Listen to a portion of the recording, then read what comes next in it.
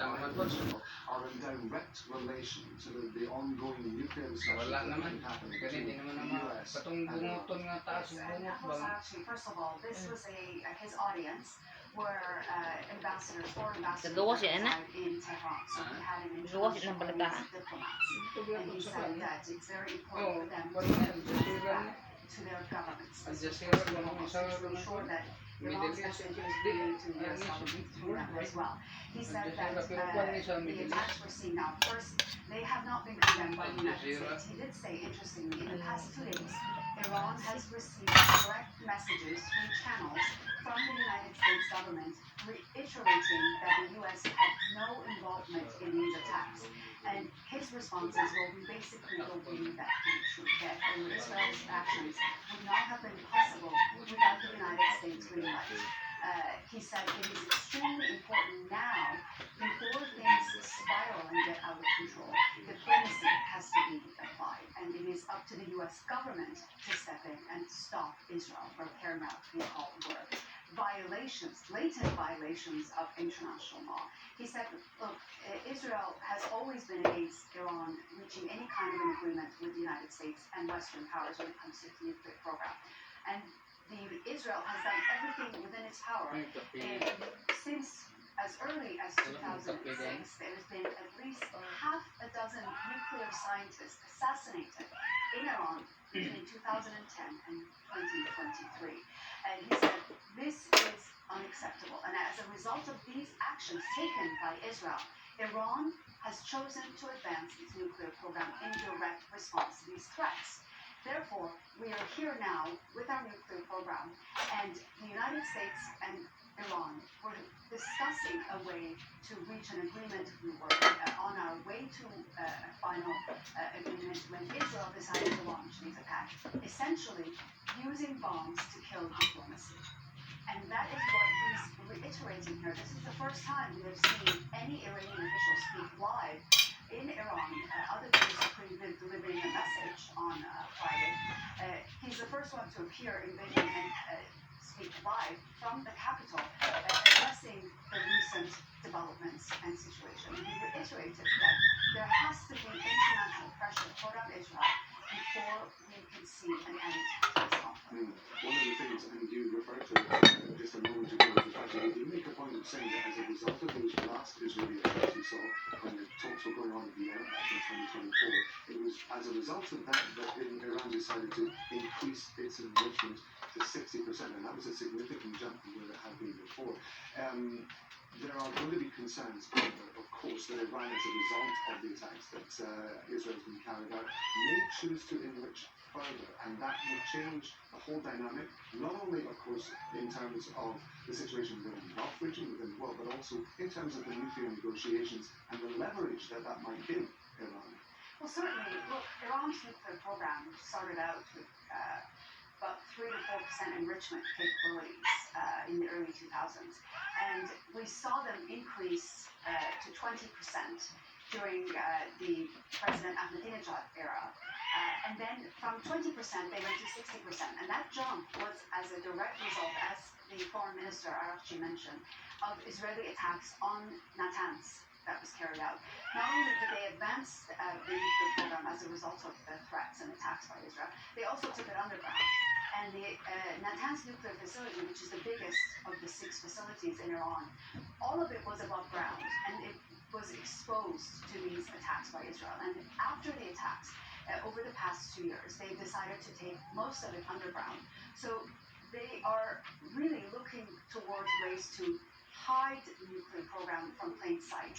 Like the site in Bordeaux, near home, that is also another facility that is enriching up to 60%. And it is these two facilities is where enrichment happens in Iran's nuclear program.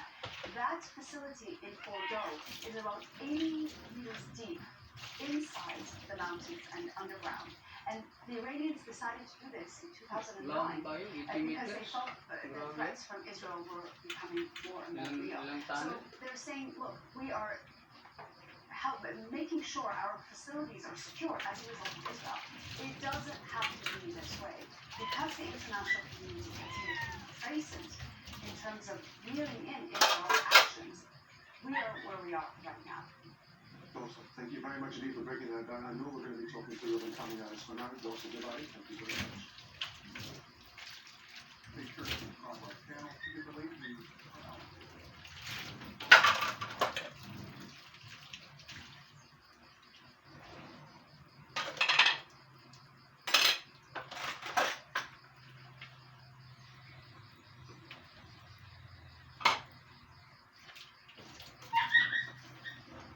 You're watching Al Jazeera. We're bringing you live coverage of the news that's being made by the Iranian foreign minister following a succession of attacks from both Israel and Iran against targets in each other's country. Let's listen.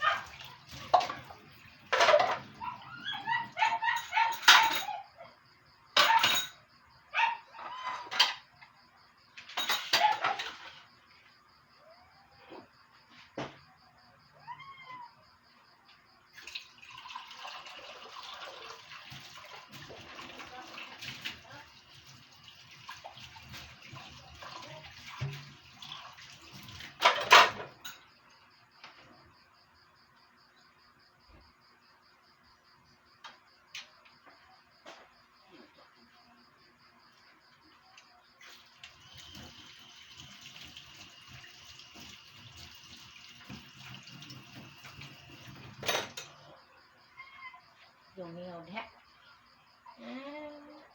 Ini tersudan. Kawan ketakutan. Nama isda urut na.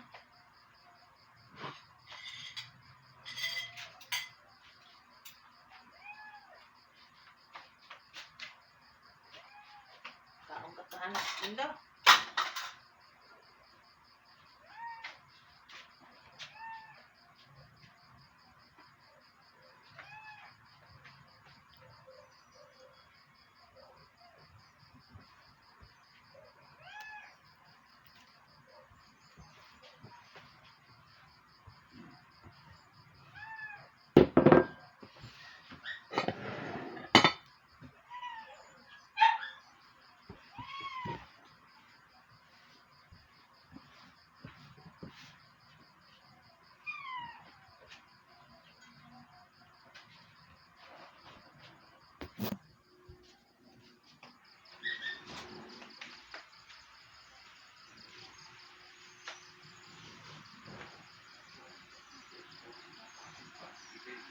Alonso versus Alonso pala tayo.